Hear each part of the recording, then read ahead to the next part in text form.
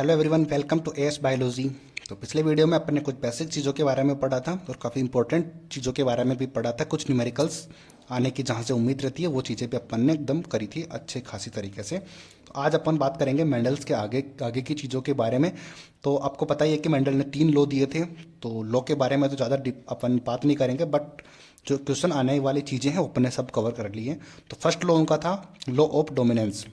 Statement में ये भी क्वेश्चन पूछते हैं कि फर्स्ट लॉ कौन सा था, सेकंड कौन सा था, थर्ड कौन सा था। तो अपन ये भी चीज़ ध्यान रखेंगे। तो फर्स्ट लॉ ऑफ डोमिनेंस, दूसरा था सेग्रीगेशन यानी कि लॉ ऑफ सेग्रीगेशन, और थर्ड था law of independence assortment. Hindi वालों को लिए स्वतंत्र अभिहन का नियम भी ये था। तो ये मेंडल ने रूल दिए थे। बाकी अपन ने उनका जो और चीज़ें थी, उनका वर्क कितना था, किस पे उन्होंने वर्क किया था, वो अपन ने पहले वीडियो में डिस्कस किया था। तो वो अगर ये चीज़ें देखनी है तो वो वहाँ से आप देख सकते हो।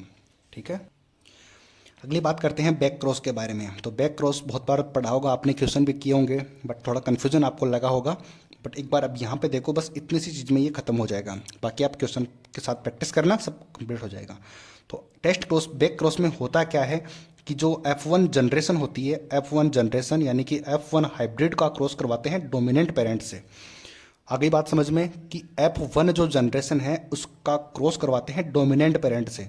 तो बैक क्रॉस होने के लिए क्या हो गया, डोमिनेंट पेरेंट। ठीक है, डोमिनेंट से याद रखेंगे बैक वाले को। ये होता क्यों है बैक क्रॉस, ये इसलिए किया जाता है ताकि डोमिनेंट करेक्टर संतति में जा सके, यानी कि प्रोजेनी के अंदर अपन को डोमिनेंट करेक्टर इंसर्ट करवाने हैं, उसके लिए होता है बैक क्रॉस। आगे बात समझ में पीछे इसीलिए जाते हैं कि कुछ गलती अपन से हुई है, इसीलिए अपन पीछे वाली चीज जो को सही करने के लिए भी तो पीछे जाते हैं। तो बस यही हुआ यहाँ पर भी कि F1 जनरेशन में कुछ गड़बड़ हुई, तो F1 जनरेशन का क्रॉस करवाएंगे अपन कैपिटल पेरेंट से। आगे बात समझ में, तो ये इसीलिए किया जाता है ताकि डोमिनेंट कैरेक्टर जो है प्रोजेनी में जा सके। आगे बात समझ में कि इंग्लिश वालों को भी आ जाएगी और हिंदी वालों को भी। ये होता है बैक क्रॉस। तो होगा यही बैक क्रॉस और टेस्ट क्रॉस में कि F1 जनरेशन का करेंगे अपन क्रॉस। तो बैक में याद रखेंगे डोमिनेंट से क्रॉस करेंगे, और अब टेस्ट क्रॉस भी देखते हैं आगे।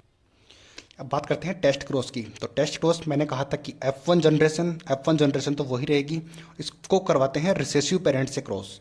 F1 जनरेशन का क्रॉस करवाते हैं रिसेसिव पेरेंट से, तो उसको बोलते हैं टेस्ट क्रॉस। अब ये होता क्यों है कि F2 जनरेशन में जीनोटाइप का पता करने के लिए किया जाता है। आगे बात समझ में कि F2 की जीनोटाइप को डिफाइन करने के लिए टेस्ट क्रॉस परफॉर्म किया जाता है।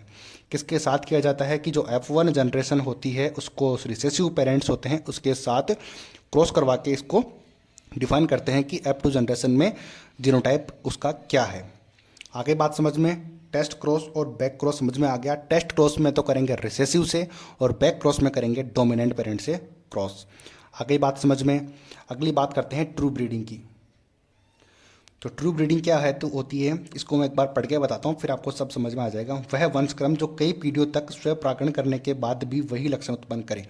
कहने का मतलब ये है कि ट्रू ब्रीडिंग उसको बोलेंगे कि जो चाहे चाहे जितनी बार उनको सेल्फ प्लांट में तो पोलिनेशन ही होगा ना, प्लांट की तो बात कर रहे हैं।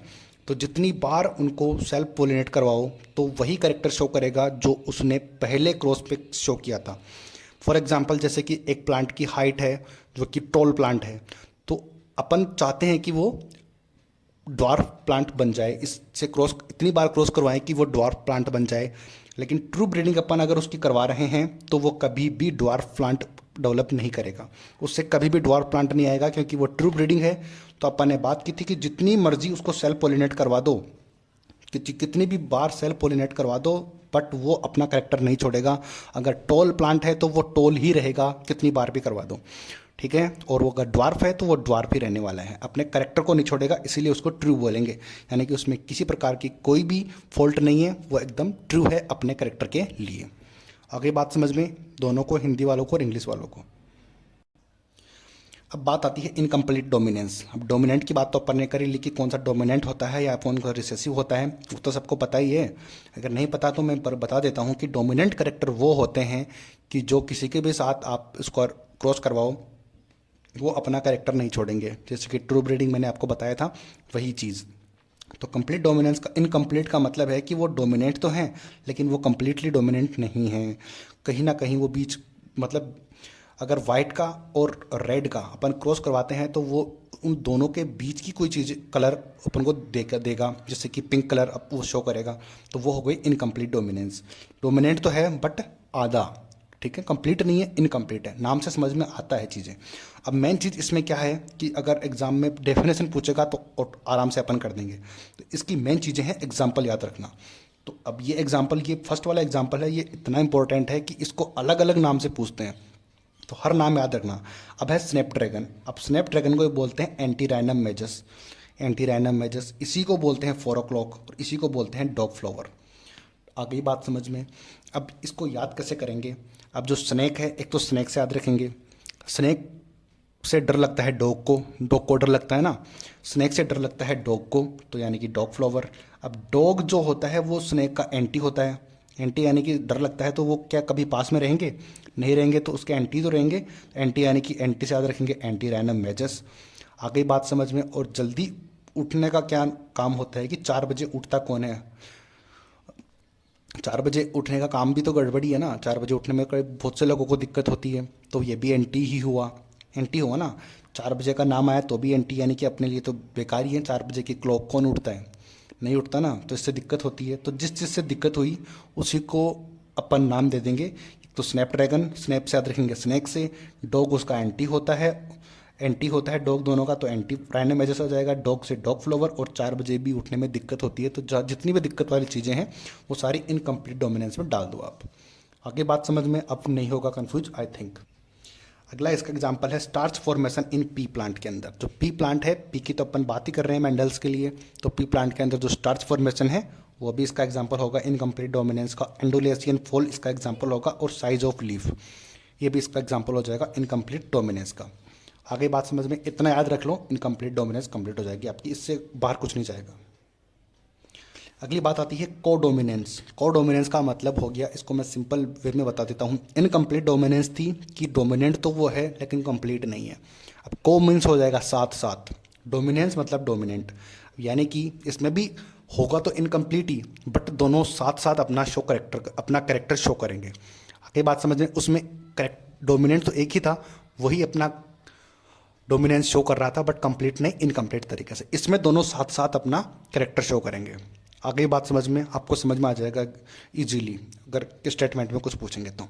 अब बात आती है इनके एग्जांपल्स की। तो एग्जांपल को याद रखने के, जितने भी ब्लड ग्रुप होंगे वो सारे कोडोमिनेंस में आएंगे। आगे बात समझ में, जितने भी ब्लड ग्रुप हैं वो सब इसी में आएंगे। तो ए बी ब्लड ग्रुप इसी में आएगा, एमएन ब्लड ग्रुप इसी में आएगा। अब एक आती है coat colour of short horn cattle.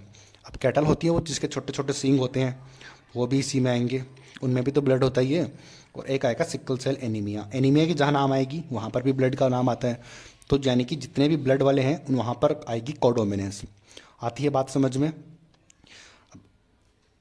हल्का सा पॉइंट और लेते हैं, एक होता है ब्लड। अब ब्लड के बारे में आपने ह्यूमन फिजियोलॉजी के बारे में सब कुछ पढ़ ही लिया होगा, सब कुछ अपन ने पढ़ लिया वहाँ पे। तो यहाँ पर पढ़ने वाली जो चीज़ें थी मैंने बस वही नोट करी है। तो इसका फिनोटाइप क्या होता है, अपनी जेनेटिक्स के अकॉर्डिंग इसके फिनोटाइप होते हैं 4। अब पूछेंगे कौन से फिनोटाइप होते हैं, तो वो अपने ब्लड होता है, ब्लड का टाइप होते हैं 4। एक तो A blood group, B blood group, A B blood group और ओ ब्लड ग्रुप। ये 4 टाइप के ब्लड ग्रुप होते हैं, तो ये होते हैं फिनोटाइप। अब जीनोटाइप होते हैं 6 टाइप के, 6 टाइप के जीनोटाइप होते हैं। कौन कौन से होते हैं ये भी एग्जाम में पूछ लेते हैं। तो ये 6 टाइप मैंने लिखे हुए हैं। एक तो आई ए और आई बी और आई ए और आई बी और आई, ये 6 टाइप के अपने जीनोटाइप हो गए। तो इस तरीके से अपना ब्लड भी कंप्लीट हो गया। बाकी चीज़ें ब्लड के बारे में आपको वहाँ सीखी थी अपने ह्यूमन फिजियोलॉजी में, और जो जेनेटिक्स के पॉइंट ऑफ व्यू से थी वो यहाँ पर आ गई है। अगली बात करेंगे अपन F2 जनरेशन के बारे में अगले वीडियो में। अगर वीडियो पसंद आई है तो वीडियो को लाइक, सब्सक्राइब, शेयर जरूर करना। मिलते हैं अगली वीडियो में। Thank you so much.